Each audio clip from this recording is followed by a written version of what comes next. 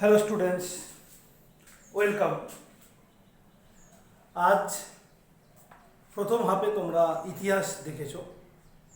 এবার ভূগোলের প্রথম অধ্যায় নিয়ে আলোচনা করব। ভূগোলের প্রথম অধ্যায় হলো পৃথিবীর অন্দরমহল। অর্থাৎ এই যে আমরা পৃথিবীতে বাস করছি, এখনো পর্যন্ত তোমরা যেটুকু জেনে নিয়েছো সেটা হলো যে পৃথিবী একটি গ্রহ, সূর্যের চারিদিকে যে আরো 8টা গ্রহ ঘুরছে, তার মধ্যে পৃথিবী একটি, বুধ, তারপরে শুক্র, তারপরে পৃথিবী। পৃথিবী একমাত্র গ্রহ যেখানে প্রাণের স্পন্দন রয়েছে বা জীবন রয়েছে। পৃথিবীকে মহাকাশ থেকে নীল দেখায়, তার কারণ পৃথিবীর 3 ভাগ জল, 1 ভাগ স্থল। এই বিপুল জলরাশির জন্য আমরা মহাকাশ থেকে পৃথিবীকে নীল দেখি, তাই পৃথিবীকে নীল গ্রহ বলে। এখন এই পৃথিবী যে গোলাকার বা গোলক সদৃশ, অনেকটাই গোলাকার, তার প্রমাণ আমরা মহাকাশ যান থেকে তোলা ছবিতে পেয়েছি। এবং এই গোলকের আমরা কোথায় বাস করি? একদম বাইরে, উপরে। অর্থাৎ যদি ফুটবলকে পৃথিবী বলে মনে করি, তাহলে আমরা ফুটবলের ওপরে আছি। ঠিক যেমন করে ফুটবলের ওপরটা দেখলে বোঝা যায় না ভেতরটা কী বা কেমন, তেমনি করে আমরা পৃথিবীর ওপরে দাঁড়িয়ে বুঝতে পারি না ভেতরটা কী বা কেমন। তারপরে আমরা বিভিন্ন পরীক্ষা নিরীক্ষা করে পৃথিবীর ভেতরটা সম্পর্কে জানার চেষ্টা করি।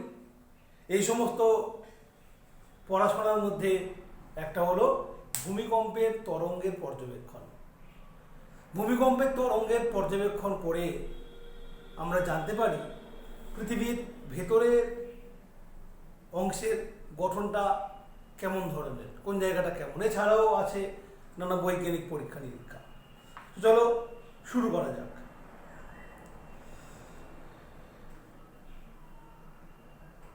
তো পৃথিবীর গভীরে যদি আমরা যাই, তাহলে আমরা কি পাবো না, পৃথিবীর ভেতরটা এখনো পর্যন্ত উত্তপ্ত, এবং সেই জায়গাটা এখনো পর্যন্ত গলিত পদার্থ দিয়ে তৈরি। গলিত শিলা, পাথর এগুলোই রয়েছে। এবং যদি আমরা পৃথিবীর পৃষ্ঠ থেকে গর্ত খুঁড়ে খুঁড়ে ভেতরের দিকে প্রবেশ করতে থাকি, তাহলে আমরা দেখব ভেতরের তাপমাত্রা বাড়ছে। তাপমাত্রা ক্রমশ বাড়ছে যত আমরা গভীরে যাব। এইভাবে যেতে যেতে পৃথিবীর কেন্দ্রে তাপমাত্রা হয় প্রায় 6000 ডিগ্রি সেন্টিগ্রেড। পৃথিবীর কেন্দ্রের তাপমাত্রা কত? প্রায় 6000 ডিগ্রি সেন্টিগ্রেড। পৃথিবীর কেন্দ্রের তাপমাত্রা 6000 ডিগ্রি সেন্টিগ্রেড। যখন আমরা গর্ত খুঁড়ে খুঁড়ে নিচের দিকে নামি, প্রত্যেক 1 কিলোমিটারে তাপমাত্রা বাড়ে প্রায় 3 ডিগ্রি সেন্টিগ্রেড। হিসেবটা হলো এরকম যে 33 মিটারে বাড়ে 1 ডিগ্রি সেন্টিগ্রেড। 3 নয়, 33 ডিগ্রি সেন্টিগ্রেডের মতো, 33 ডিগ্রি সেন্টিগ্রেডের মতো। 33 মিটার গভীরতায় তাপমাত্রা বাড়ে কত না 1 ডিগ্রি সেন্টিগ্রেড। এবং পৃথিবীর কেন্দ্রের তাপমাত্রা কত না 6000 ডিগ্রি সেন্টিগ্রেড। এই যে আমরা বললাম পৃথিবী গোলকের মতো, তার একটা ব্যাস আছে, আর ব্যাসের অর্ধেককে আমরা বলি ব্যাসার্ধ। পৃথিবীর ব্যাসার্ধ কত সেই মানটাও একটু মনে রাখবে, তোমাদের বইতে যেহেতু দিয়েছে সেই জন্য। 6370 কিলোমিটার। এটাকে প্রায় 6400 কিলোমিটার বলে আমরা ধরি, গড়ে আমরা ধরে নিই 6400 কিলোমিটার ধরে নিই, কিন্তু অ্যাকচুয়ালি এটা 6400 কিলোমিটার নয়, এটা গণনার সুবিধার জন্য ধরা হয়। অ্যাকচুয়ালি পৃথিবীর ব্যাসার্ধ তোমাদের বই অনুযায়ী 6370 কিলোমিটার। দেখো, সরকারি বই হওয়ার সুবিধা এটাই, আগে আমরা যখন পড়তাম বিভিন্ন প্রকাশনীর ভূগোল বই কিনে, তখন এই তথ্যগুলো 5টা বইয়ে 5 রকম থাকতো, খুব সমস্যা হতো। কিন্তু এখন যাই হোক অন্ততপক্ষে গোটা পশ্চিমবঙ্গের ছেলেমেয়েরা একটাই তথ্য পায়, সেই জন্য এই তথ্যগুলো একদম মুখস্থ করবে। তার কারণ এই তথ্য থেকে প্রশ্ন হতে পারে। সবাই যেহেতু একরকমভাবে পড়ছি, তাহলে দ্বিমত তো আসবে না, ওগুলো মুখস্থ করবে। ঠিক আছে, এবার এখানে একটু তোমরা পড়বে। প্রথম পাতাতেই রয়েছে পৃথিবীর গভীরে কি আছে জানার জন্য খনি ছাড়াও উত্তর পশ্চিম রাশিয়ার কোলা উপদ্বীপের 12 কিলোমিটার গভীর গর্তটি হলো পৃথিবীর গভীরতম কৃত্রিম গর্ত। তাহলে প্রশ্ন হতে পারে পৃথিবীর গভীরতম কৃত্রিম গর্ত কোনটি।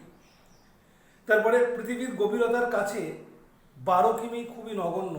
তাই নিশ্চয়ই বুঝতে পারছো পৃথিবীর অন্দরমহল সম্পর্কে তথ্য সংগ্রহ করতে যাওয়াটা কত কঠিন। তার মানে মানুষ সর্বাধিক 12 কিলোমিটার গভীর পর্যন্ত গর্ত খুঁড়তে পেরেছে, যেখানে কিনা যদি সব থেকে গভীর গর্তের কথা আমরা বলি সেটা হওয়া উচিত 6370 কিলোমিটার।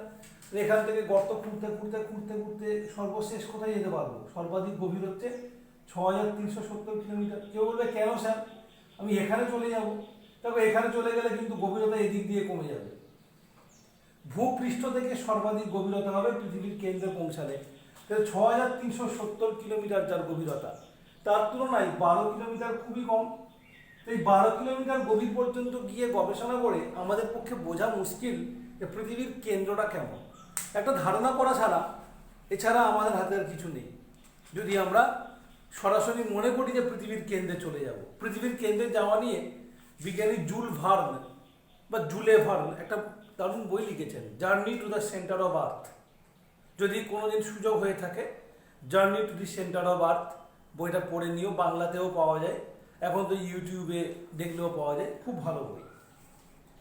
আচ্ছা, এইবারে পৃথিবীর ভেতরে এই যে আমি বললাম গলিত পদার্থ রয়েছে, শিলা পাথর এগুলো গলিত অবস্থায় রয়েছে অত্যন্ত তাপমাত্রার কারণে।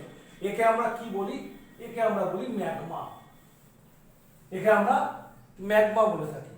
এই ম্যাগমা যখন শিলাস্তরের ফাটল দিয়ে ওপরে উঠে আসে তখন তার নাম দিই আমরা লাভা। তাহলে একই পদার্থ, কিন্তু যখন সেটা পৃথিবীর অভ্যন্তরে রয়েছে তার নাম ম্যাগমা, আর যখন তোমার ভূপৃষ্ঠে উঠে আসছে শিলাস্তরের ফাটল দিয়ে বা আগ্নেয়গিরির অগ্নুৎগীরণের জন্য তখন তার নাম দিচ্ছি আমরা লাভা। এবং পৃথিবীর ভেতর থেকে এই তাপ প্রতিনিয়ত ধীরে ধীরে ধীরে ধীরে বাইরে বেরিয়ে আসে, একে আমরা ভূতাপ বলি।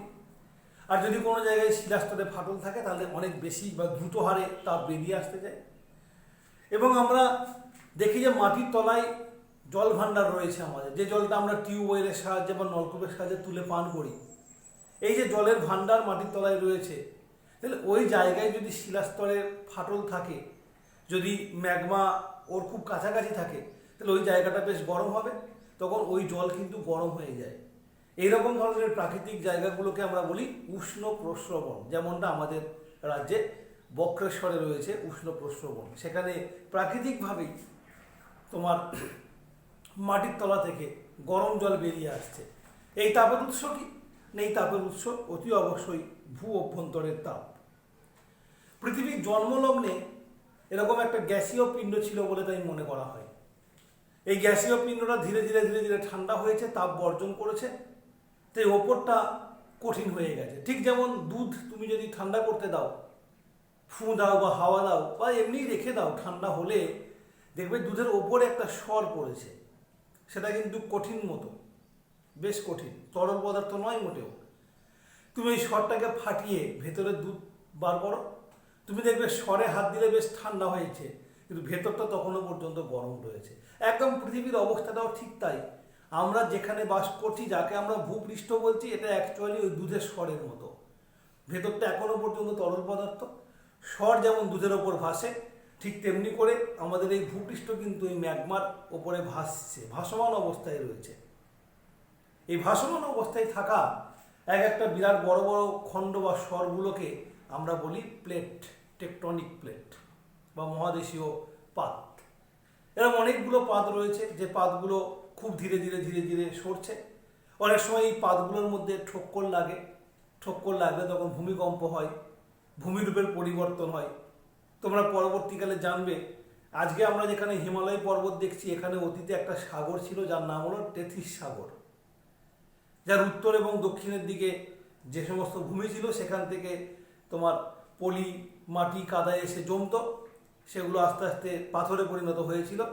তারপরে দুদিক থেকে দুটো পাত যখন গিয়ে পরস্পরের মুখোমুখি ধাক্কা লাগলো, তখন সেই প্রবল চাপের কারণে তেথিস সাগরের তলায় থাকা পলি আস্তে আস্তে ভাঁজ খেয়ে ওপরে উঠে গেল, গিয়ে তৈরি হলো হিমালয় পর্বতমালা। ভাঁজ খেয়ে তৈরি হয়েছে বলে এর অপর নাম হলো ভঙ্গিল পর্বত। এবং এটা যে পলির থেকেই তৈরি তার প্রমাণ হিসাবে দেখা যায় যে এখানে জীবাশ্ম পাওয়া যাচ্ছে, এখানে পলি স্তরগুলো লক্ষ্য করা যায় পাথরের মধ্যে। অনেক কিছু রয়েছে, আমরা পরে পরে পরে পরে আরও শিখব। তো তোমাদের এখানে বইতে বেশ সুন্দর আমি দেখতে পাচ্ছি ছবি দিয়ে দিয়েছে, তারপরে ওই তোমার সবুজ রঙের বাক্স করে করে বক্স করে করে সেখানে ভূতাপ কী, তারপরে বক্রেশ্বরের গল্প, এগুলো কম বেশি বলেছে। আচ্ছা, এবার চলে যাই 3 নম্বর পাতায়। পৃথিবীর গড় ঘনত্ব। ঘনত্ব কাকে বলে? ঘনত্ব হচ্ছে একক আয়তনের ভর। এখন দেখো আয়তন কি? আয়তন মানে কে কতটা জায়গা দখল করে। আয়তন মানে কোনো পদার্থ বা বস্তু যে জায়গাটা দখল করে সেটা হলো তার আয়তন। আর ভর মানে তার মধ্যে যে পরিমাণ পদার্থ আছে সেই জড় পদার্থের পরিমাণকে আমরা বলি ভর। এই ভরকে যদি আয়তন দিয়ে ভাগ করি তাহলে কি পাবো না, একক আয়তনে কতটা ভর আছে। কি করে পাই? অনেকে বুঝতে পারে না যে হ্যাঁ একক আয়তনের ভর বললে ভাগ করবো কেন। তা মনে করো একটা পদার্থের ভর হচ্ছে 100 গ্রাম, আর তার আয়তন মনে করো 40 সেমি কিউব। তাহলে আমি বলতে পারি 40 সেমি কিউব আয়তনের ভর 100 গ্রাম। অতএব 1 সেমি কিউব আয়তনের ভর কত হবে? 100কে 40 দিয়ে ভাগ করবে না কি? তাহলে ভরকে আয়তন দিয়ে ভাগ করছি না। এই 1 সেমি কিউব এর যে ভর তাকে আমরা বলি ঘনত্ব। একক আয়তনের ভরকে বলে ঘনত্ব। এটা আসবে কত? 2.5। তাহলে একক কি হবে? ওপরে গ্রাম, নিচে সেমি কিউব, তার মানে গ্রাম পার সেমি কিউব। তো পৃথিবীর ঘনত্ব কত? তার মানে পৃথিবীর ভরকে পৃথিবীর আয়তন দিয়ে ভাগ করতে হবে। এখন এত বড় পৃথিবী, তার ভর তার আয়তন বেশ কষ্টকর। তো সেই জন্য যেটা করতে পারি আমরা, পৃথিবীর যে সমস্ত পদার্থ দিয়ে তৈরি, মাটি দিয়ে তৈরি, পলি দিয়ে তৈরি, তারপরে তোমার পাথর দিয়ে তৈরি, বিভিন্ন রকমের পাথর রয়েছে, আগ্নেয় পাথর রয়েছে, পাললিক শিলার পাথর রয়েছে, সেই সমস্ত পাথর, তারপরে আগ্নেয়গিরির অগ্নুদ্গীরণের ফলে তোমার ম্যাগমা চলে আসছে, সেখান থেকেও তোমার বিভিন্ন রকম পাথর তৈরি, সেইগুলোর ঘনত্ব মেপে মেপে আমরা মোটামুটি পৃথিবীর একটা গড় ঘনত্ব নির্ণয় করতে পারি। কারণ ওগুলো তো পৃথিবীরই অংশ, ঠিক কিনা? সেই জন্য আমরা ওগুলো থেকে কিন্তু পৃথিবীর গড় ঘনত্ব নির্ণয় করতে পারি। কত হয়েছে পৃথিবীর গড় ঘনত্ব? না, ভূপৃষ্ঠে তো যেখানে আমরা আছি তার গড় ঘনত্ব মাত্র 2.6 থেকে 3.3 গ্রাম পার ঘন সেমি। আর পৃথিবীর কেন্দ্রের কাছে ঘনত্ব কত? 11 গ্রাম পার ঘন সেমি। আর কেন্দ্রে, একেবারে কেন্দ্রে কত?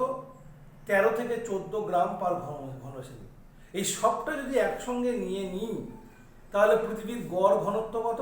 না 5.5 গ্রাম প্রতি ঘন সেমি। একটু এই তথ্যগুলো মুখস্থ রাখবে, কারণ সকল বইতে তথ্যগুলো একই আছে, ফলে এগুলো থেকে কিন্তু প্রশ্ন পড়ার একটা চান্স থাকে। এখন পৃথিবীর কেন্দ্রে গেলে ভারী কেন হবে? কেন ভারী হবে?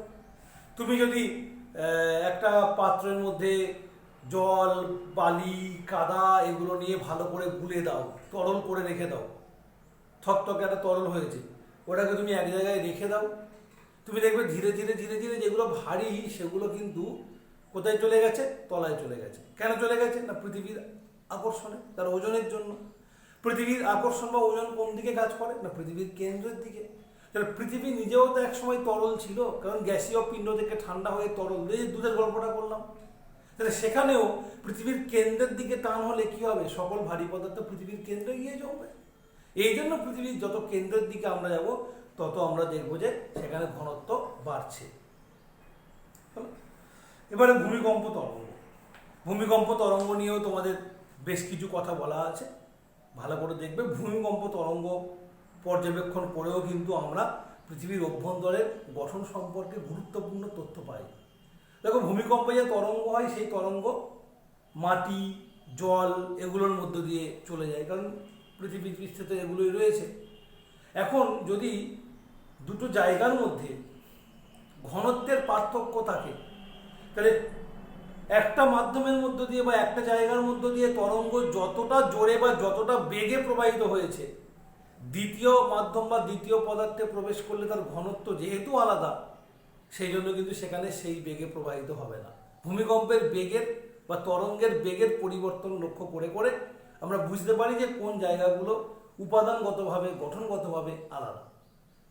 তো ভূমিকম্পে এখানে দু ধরনের তরঙ্গের কথা বলা হয়েছে, পি তরঙ্গ এবং এস তরঙ্গ। একটু পড়বে এখানে ভালো করে যে ভূমিকম্পের তরঙ্গ পি এবং এস। পি হচ্ছে প্রাথমিক বা প্রাইমারি, এস হচ্ছে সেকেন্ডারি বা গৌণ।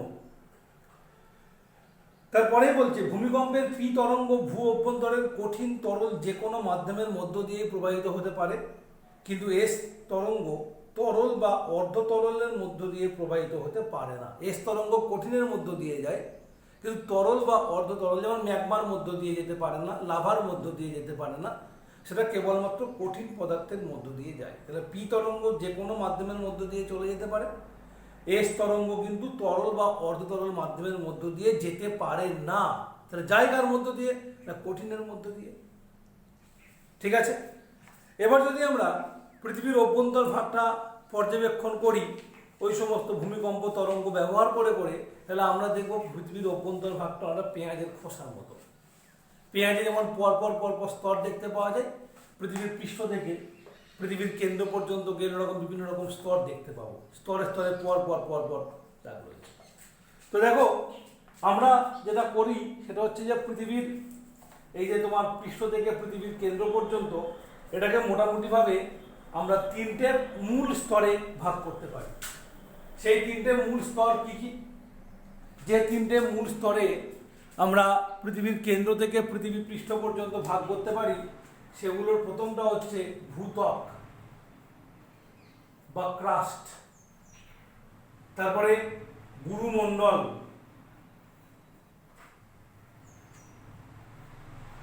আর তারপরে কেন্দ্রমণ্ডল। এবং একদম নির্দিষ্টভাবে দূরত্ব দিয়ে ভাগ করা আছে কোন থেকে কোন দূরত্ব পর্যন্ত আমরা কোন স্তর ধরব। তো ভূত্বক মানে যদি পৃথিবীকে আমি আঁকি, এই হলো গোলক, গোলকাকার পৃথিবী, একদম এই যে ওপরে এই ওপরের স্তরটা হচ্ছে ভূত্বক। এইটা যদিও এটা এক টানা নয়, বিভিন্ন পাতে পাতে বিভক্ত হচ্ছে মহাদেশীয় পাতগুলোতে, তাও আমি এক টানা এঁকেছি। এটাকে আমরা কি বলি? এটাকে বলি আমরা ভূত্বক, যেটার গড় ঘন গড় মানে থিকনেস বা মোটা হচ্ছে 5 কিমি থেকে 60 কিমি, 5 কিমি থেকে 60 কিমি। দেখো জল কিন্তু ভূত্বকের অংশ নয়, অর্থাৎ ভূত্বক এইরকম যদি আমি ধরে নিই যে এই জায়গাটায় সাগর রয়েছে, তাহলে এটা হচ্ছে ভূপৃষ্ঠ, এটা ভূপৃষ্ঠ, যদিও সাগরের ওপরটা আমরা ভূপৃষ্ঠ বলে ধরে নিই। এই তাহলে ভূত্বক হচ্ছে এই জায়গাতে কম গভীর, এটা 5 কিমির মধ্যে, আর এইসব জায়গাতে বেশি গভীর, এগুলো হচ্ছে 60 কিলোমিটার পর্যন্ত হতে পারে। তাহলে 5 কিলোমিটার থেকে 60 কিলোমিটার পর্যন্ত। কি দিয়ে তৈরি না বলছে মহাসাগরের নিচে প্রধানত সিলিকন আর ম্যাগনেসিয়াম। এই জায়গাতে মহাসাগরের নিচে সিলিকন আর ম্যাগনেসিয়াম, সিলিকনের সি আর ম্যাগনেসিয়ামের মা, এই দুটো যোগ করে এটাকে বলা হয় সীমা, SIMA, বাংলায় যদিও বা নয়। আর যদি আমরা মহাদেশের নিচে দেখি, তাহলে এখানে তোমার মূলত রয়েছে সিলিকন আর অ্যালুমিনিয়াম, সেই জন্য এটার নাম হচ্ছে সিলিকনের সি আর অ্যালুমিনিয়ামের আল নিয়ে কি করেছে, মানে সি আর এল, অ্যাকচুয়ালি বাংলা লিখতে গিয়ে আল লিখেছি, SIAL, সিয়াল। তাহলে সিয়াল বললে কি বোঝায়? সিলিকন আর অ্যালুমিনিয়াম এটা রয়েছে কোথায় না মহাদেশের নিচে যে ভূত্বক বা মহাদেশের যে ভূত্বক সেই অংশে মূলত সিলিকনের সাথে অ্যালুমিনিয়ামের প্রাধান্য দেখতে পাওয়া যায়, আর মহাসাগরের নিচে সিলিকনের সঙ্গে ম্যাগনেসিয়ামের প্রাধান্য দেখতে পাওয়া যায়। এখানেও দেখবে পরিষ্কার লিখে দিয়েছে যে, পড়ছি আমি একটু, মহাসাগরের নিচে ভূত্বক গড়ে 5 কিমি ও মহাদেশের নিচে গড়ে 60 কিমি গভীর।